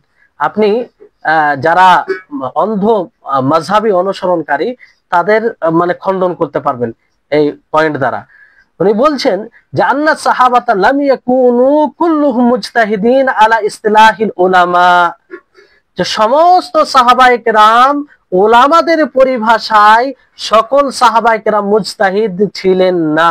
মুজতাহিদ বলে জানেন, মুজতাহিদ মানে যে কোরআন ও হাদিসের আদলে কোন বিষয়ের সমাধান দেয়, মানে ইজতিহাদ মাসলা ইস্তেমবাদ করে, কোন জিনিসের ফতোয়া দেয়, সব রকম দলিলকে উপস্থাপন করে। তো সমস্ত সাহাবায়ে কেরাম মুজতাহিদ ছিলেন না, এটা উলামাগণ তারা বলেন। যেমন সাহাবীদের মধ্যে কেউ গ্রাম্য এলাকায় থাকতেন, কেউ এমন ছিল যে মাত্র একটি হাদিস শুনেছেন রাসূল থেকে, কেউ এরকম ছিল যে নবী সাল্লাল্লাহু আলাইহি ওয়াসাল্লামের সাথে একবার দেখা করেছেন মাত্র। আর এতে কোনো সন্দেহ নাই যে ব্যক্তি রাসূল থেকে একটি হাদিস শুনেছেন কিংবা সাহাবী থেকে একটি হাদিস শুনেছেন, তো সেই অনুযায়ী সে আমল করেছে, সে বুঝ অনুযায়ী আমল করেছে। একটি হাদিস শুনেছে তো সেই হাদিসকে যেমন ভাবে বুঝেছেন সেভাবে আমল করেছেন, সে মুজতাহিদ হোক আর না হোক। আর এটা জানাও যায়নি যে মুজতাহিদ, যে যদি এটা এটা এটা জানাও যায়নি যে যারা মুজতাহিদ ছিল না সাহাবায়ে কেরামদের মধ্যে, তারা সেই সব সাহাবীদের নিকটে প্রত্যাবর্তন করেছে যারা মুজতাহিদ, যে তাদেরকে গিয়ে জিজ্ঞাসা করেছে যে আমি তো এই হাদিসটা শুনেছি, আমি তো মুজতাহিদ নয়, তো বলুন এই হাদিসটার উপরে কি আমল করতে হবে। কিংবা তাদের নিকটে উপস্থাপন করা পর্যন্ত তারা স্তব্ধ থেকেছে আমল করা থেকে, এরকম কোনো বিষয় পাবেন না। আজকের সময়ে যে বলে যে না আজকে তো সকলে মুজতাহিদ নয়, ফলে কারো অন্ধ অনুসরণ করতে হবে। তো সাহাবায়ে কেরাম কি ছিলেন? সাহাবায়ে কেরাম সকলে মুজতাহিদ ছিলেন? সকলে মুজতাহিদ ছিলেন না। তো সকলে কি যিনারা মুজতাহিদ ওলামা, সাহাবীদের মধ্যে ওলামা ছিলেন, তাদের উপরে উপস্থাপন করে আমল করতেন? না প্রত্যেক সাহাবী হাদিসকে দেখতেন, তারা হাদিস থেকে যেটা বোঝা যেত সেটা আমল করত, সংশয় হলে কারো কাজ যেত। তারা তো অন্ধ অনুসরণ করতো না। সাহাবীদের মধ্যে ইলমে তারতম্য আছে, সেজন্য যেমন আবু বকর রাদিয়াল্লাহু তাআলা আনহু, উমর রাদিয়াল্লাহু তাআলা আনহু, তারপরে উসমান রাদিয়াল্লাহু তাআলা আনহু, প্রখ্যাত যেগুলো আব্দুল্লাহ ইবনে মাসউদ, আব্দুল্লাহ ইবনে আব্বাস, ইনারা গভীর জ্ঞানের ছিলেন। আয়েশা রাদিয়াল্লাহু তাআলা আনহা ইনি ফাকিহা ছিলেন। তো ইনাদের ব্যাপারে কখনো কি আপনারা শুনেছেন যে অন্য সাহাবী ইনাদের অন্ধ অনুসরণ করেছে? জ্ঞানের ভিত্তিতে, মানে যেটা সঠিক হাদিস দ্বারা স্পষ্ট হয়েছে যে এটাই, তো সেই অনুযায়ী আমল করেছে। কখনো ওনাদের এক অপরে অন্ধ অনুসরণ করেনি। যদি অন্ধ অনুসরণ মুজতাহিদ যারা নয়, যারা মুজতাহিদ নয়, তাদের জন্য যদি অন্ধ অনুসরণ করা এটা ভালো হতো, তো প্রথমে সাহাবায়ে কেরামদের মধ্যে যারা মুজতাহিদ ছিলেন না, যারা কম জ্ঞানের অধিকারী ছিলেন, তারা বেশি জ্ঞানের সাহাবীদের অন্ধ অনুসরণ করতেন। তাহলে এইখান থেকে বোঝা যায়। তো এই পক্ষপাতিত্বর যখন জাল হটবে তখন বুঝতে পারবে। কিন্তু এই পক্ষপাতিত্বের জালে আবদ্ধ সব, যে না এতগুলো লোক মানে এতগুলো লোক অনুসরণ করে চলে, তারা কি সবাই ভুল হবে? এটা হচ্ছে প্রতারণার একটি অন্যতম হাতিয়ার শয়তানের পক্ষ থেকে, যে এতগুলো লোক আমল করছে। যেমন আজকে দেখবেন মাযহাবী লোকদের সংখ্যা বেশি, তো এই ক্ষেত্রে তারা দলিল দিয়ে থাকে যে পুরো দুনিয়াতে তো মাযহাবী লোক, পুরো দুনিয়া কি পুরো বিশ্বতে যদি ছড়িয়ে যায় আর সেটা হাদিসের আলোকে ভুল বোঝা যায়, তো ভুল হবে। সেটা অধিক সংখ্যা কোনো হকের মানদণ্ড নয়, আর কম সংখ্যা হকের মানদণ্ড নয়। হকের মানদণ্ড হচ্ছে কোরআন ও হাদিস, হকের মানদণ্ড হচ্ছে সাহাবায়ে কেরামদের পদ্ধতি, হকের মানদণ্ড হচ্ছে রাসূল সাল্লাল্লাহু আলাইহি সাল্লামের পদ্ধতি। তো এই হচ্ছে বিষয়। তাহলে এখান থেকে এটা একদম খুব গুরুত্বপূর্ণ পয়েন্ট, যে সাহাবায়ে কেরামদের মধ্যে সকলে ইলমে এক ছিলেন না, তারতম্য ছিল। কোন হাদিস একদম হাদিস বর্ণনা করেন, কোন হাদিস নবীর সহচর্য লাভ করতে পারেনি বেশি, মাঝে মধ্যে কখনো দেখা হয়েছে এরকম। তো ওই সাহাবীর জ্ঞান আর যারা সবসময় আবু হুরায়রা যেমন আরো অন্য তাদের মতো হবে, কখনো হবে না। কিন্তু শুনেছেন কি তারা আবু হুরায়রার কিংবা আয়েশার অন্ধ অনুসরণ করেছে? না, তারা হাদিস যেটা এসেছে সেই হাদিস অনুযায়ী যেটা মানে স্পষ্ট বিষয় সেটার উপর আমল করেছে। আর এরকম উদাহরণ অনেক আছে যে কোন সাহাবী যখন ব্যক্তিগত ফতোয়া দিয়েছে, হাদিসের আলোকে তাদেরকে বিরুদ্ধে মনে হয়েছে, ছুড়ে ফেলেছে। আছে এরকম, মানেনি, বিরোধিতা করেছে, বলেছে যে না, এটা এই ফতোয়া মানা যাবে না। তাহলে যদি এই বিষয়টা হতো তখন এরকম হতো। জি, তাহলে বিষয়টি আশা করি আপনাদের নিকটে স্পষ্ট। তারপরে আরো বলা হয় যে এই আয়াত থেকে স্পষ্ট হয় বিষয়টি, আরো যে ওমা আতাকুম রাসূল ফাখুযুহু ওয়া মা নাহাকুম আনহু ফান্তাহু, যে রাসূল যা দেবে তোমাদেরকে নেবে, তোমরা তাদেরকে সেটাকে গ্রহণ করবে, আর যা থেকে নিষেধ করবে সেটা থেকে বিরত থাকবে। তো এটাকে তারা বাস্তবায়ন করেছে, রাসূল থেকে যেটা হাদিস এসেছে সেটা তারা মেনেছে। ব্যক্তিগত ফতোয়া যদি কেউ দিয়ে থাকে তো তারা রাসূলের হাদিসে এর অনুযায়ী যাচাই করেছে, সেটা দেখেছে, তো সেটার মানে উপরে ভিত্তি করে যে সঠিক মনে হয়েছে তো আমল করেছে। তো এটা বিষয় নয় যে কোনো সাধারণ মানুষকে কোনো নির্ধারিত মাযহাবের অনুসরণ করতে হবে, অন্ধ অনুসরণ করতে হবে, এরকম কোনো বিষয় নয়। বরং প্রত্যেকজনের জন্য বিষয় হচ্ছে এটা যে সাধারণ মানুষের জন্য এটা মানে উচিত, বোঝা উচিত যে, কিংবা তার জন্য এটা জরুরি যে যে নির্ভরযোগ্য আলেম হবে তার কথা অনুযায়ী সে চলবে। অনুযায়ী চলবে বলতে তাকে আল্লাহ তাআলা বিবেক দিয়েছে, যখন দেখবে যে এই আলেমের কথা কোরআন হাদিসের অনুপাতে রয়েছে, নির্ভেজাল ব্যাখ্যা দেয় এবং কোনো রকম মাযহাবী পক্ষপাতিত্ব নেই, তো কোনো তার কথাকে মেনে চলবে। কারণ আল্লাহ তাবারাক ওয়া তাআলা কি বলেন, ফাসআলু আহলাদ যিকরি ইন কুনতুম লা তা'লামুন, ফাসআলু আহলাদ যিকরি ইন কুনতুম লা তা'লামুন, যে তোমরা আহলে যিকরকে, যারা জ্ঞানী তাদেরকে জিজ্ঞাসা করো যে বিষয় তোমরা জানো না। তো এই হচ্ছে বিষয়। তো আর বাহর রায়কে বলা হয়েছে যে ইয়াজুজু তাকলিদু মান শাআ মিনাল মুজতাহিদিন ওয়া ইন দুবিনাত আল মাযাহিবা কাল ইয়াউমি ফালাহুল ইন্তিকাল মিন মাযহাবি। তো তাকলিদ বলতে অনুসরণ করা মুজতাহিদের মধ্যে যে কোনো কারো জায়েজ, যদিও মাযহাব আজকে লিখিত হয়ে গেছে 4টি মাযহাব, তো সেই মাযহাব ব্যতীত অন্য যদি সঠিক মনে হয় সেটার অনুসরণ করা যাবে। আচ্ছা, সবচেয়ে বড় মানে যেটা ভাবার বিষয় সেটা হচ্ছে তারা যে বলে যে মাযহাবের অনুসরণ করতে হবে, কারণ সাধারণ মানুষ তো মানে এই নয়, তো নির্ধারিত মাযহাবের অনুসরণ করতে হবে, এটা ফের কোন যুক্তিতে বলে? যে হানাফি মাযহাব তো হানাফি মাযহাবকেই ফলো করে চলতে হবে, হাম্বলি মাযহাব তো হাম্বলি মাযহাবকে ফলো করে চলতে হবে, শাফিঈ মাযহাব তো শাফিঈ মাযহাবকেই ফলো করে চলতে হবে, মালিকি মাযহাব তো মালিকি মাযহাবকেই ফলো করে চলতে হবে। কেন? আপনি এই কারণে হয়তো বলছেন যে মাযহাবকে অনুসরণ করতে হবে যে সে জানে না, তো আপনি কি বলতে চাইছেন যে পুরো হক এর মধ্যে সীমিত আছে? এটা তো আপনি দাবি করতে পারেন না। যদি এটা দাবি করে তার মানে আর বাকি 3টি যে মাযহাব আছে তারা ভুল পথে আছে, তারা ভুল পথে আছে, আর তাদের দাবি অনুযায়ী আপনি ভুল পথে আছেন। তো এখানে তো দ্বিমত শুরু হয়ে যাচ্ছে আপনাদের মধ্যে। তো এখানে বিষয়টি হচ্ছে কি যে এই চারো মাযহাব সঠিক পথে আছে কি না আছে কে ফয়সালা দিবে? কোরআন ও হাদিস, কোরআন ও হাদিস। এই জন্য আমাদের যেটা কথা, আহলুল হাদিস কিংবা সঠিক মানহাজের অনুসরণকারী ওলামাদের কথা যেটা, যে সমস্ত মাযহাবের শ্রদ্ধা সম্মান নিজের জায়গায়, আমরা কারো অমূল্যায়ন করছি না। তবে ইমাম শাফির কথা, ইমাম শাফি, ইমাম মালিক, ইমাম আবু হানিফা, ইমাম আহমদ বিন হাম্বল, ইন চারো ইমাম রাহিমাহুমুল্লাহ, ইন চারো ইমামের কথাকে মানি। কিন্তু যখন যার কথার ব্যাপারে স্পষ্ট হয়ে যায় যে ওনার এই কথাটি হাদিস বিরোধী, সেটাকে আমরা পরিহার করি, আর এটা করে মূলত আমরা তাদের কথার উপরে আমল করি, তাদের আদর্শকে আমরা গ্রহণ করেছি। কারণ চারো ইমাম যে উক্তিগুলো আপনারা শুনেছেন, যে চারো ইমাম এই কথাই বলেছেন, ইদা সাহাল হাদিস ফাহুয়া মাযহাবি, যে বিশুদ্ধ হাদিস চলে এলে সেটাই আমার মাযহাব।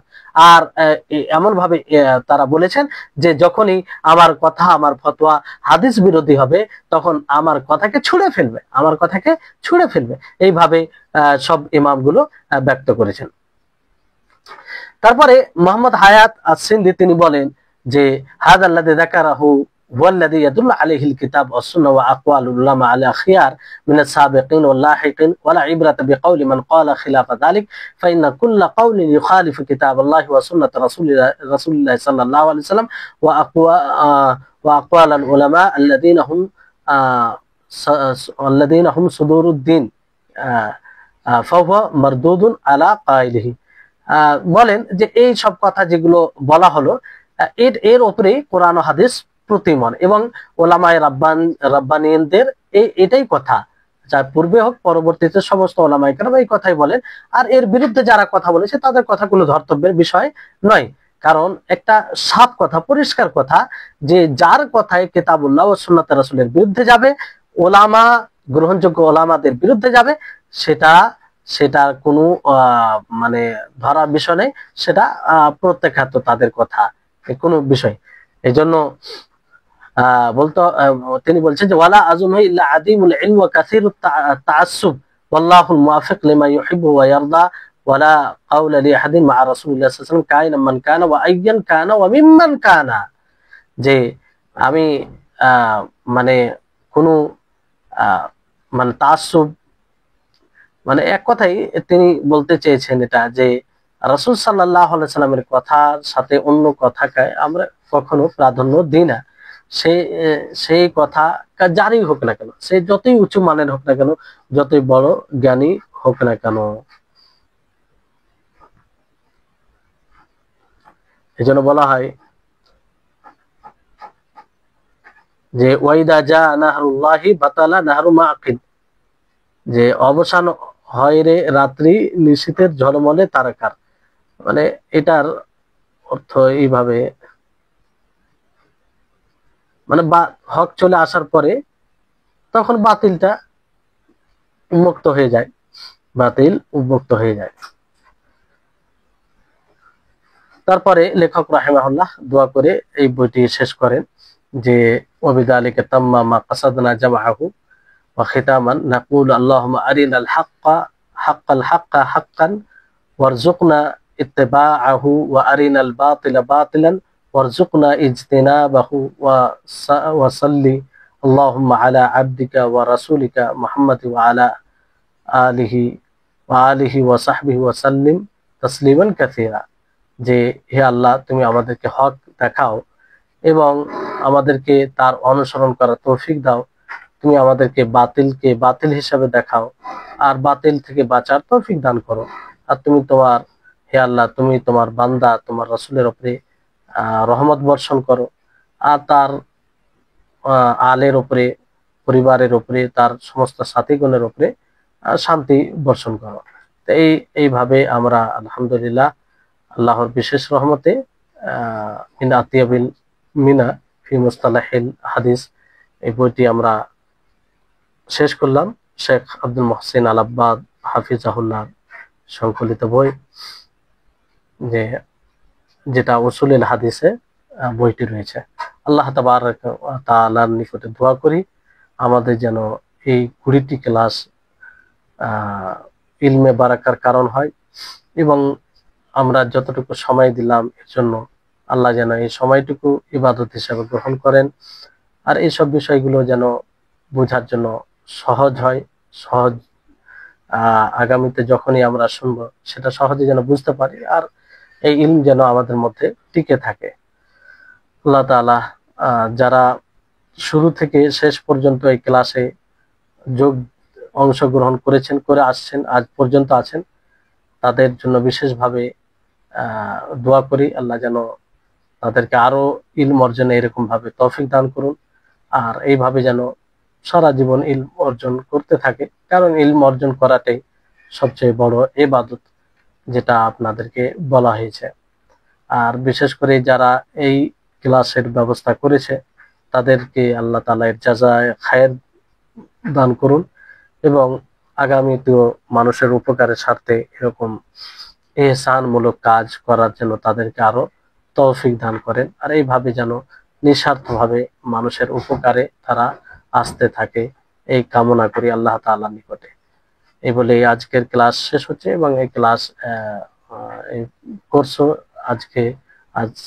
আজ এর সমাপ্তি ঘটছে। আল্লাহ তাআলা আমাদের সকলকে ভালো রাখুন। ওয়া আখির দাওয়ানা আলহামদুলিল্লাহি রাব্বিল আলামিন। আসসালামু আলাইকুম ওয়া রাহমাতুল্লাহি ওয়া বারাকাতুহু।